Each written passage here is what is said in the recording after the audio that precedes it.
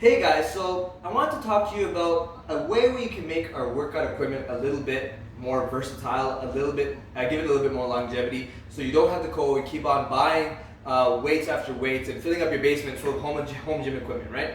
A lot of us spent some money buying some gym equipment, maybe like a kettlebell or a pair of dumbbells, but we realized that we quickly outgrew them. This is just part of training, right? If you've been training consistently over a long period of time, in order to progress, you have to increase the volume, decrease the rest, but a really easy way is just to increase the weight.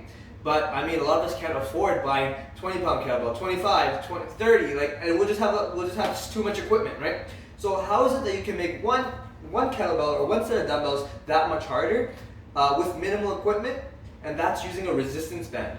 So I'm going to show you guys today how you can throw a resistance band into your training to make any piece of equipment a little bit more versatile and give it a little bit more longevity so you can use it for a long period of time before you have to go and eventually purchase that heavier dumbbell, right? Or kettlebell. So what you're going to do is you're going to take the kettlebell on the floor and you're going to wrap a resistance band around it. So the way I like to do it, you're going to wrap it through the middle and then you're going to come around the top. Make it tight at the top. There's going to be a little hole here. Step through on the other side. Boom.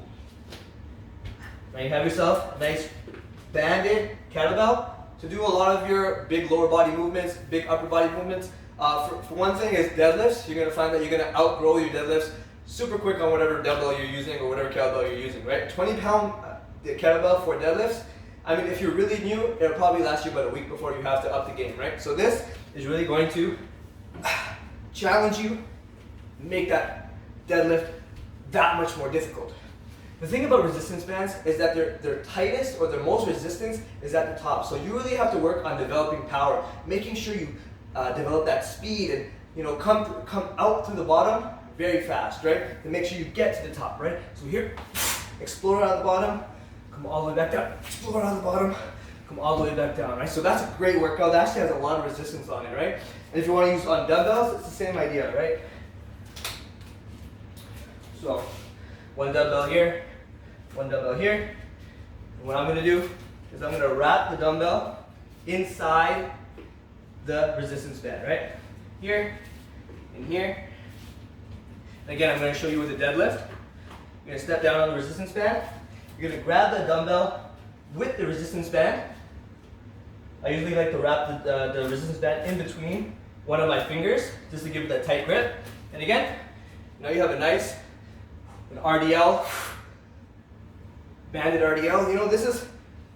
You think it's only 10 pounds. It's only 10 pounds. You think that that'll be way too easy for an RDL. But with the resistance band, makes it that much harder. Really feel it.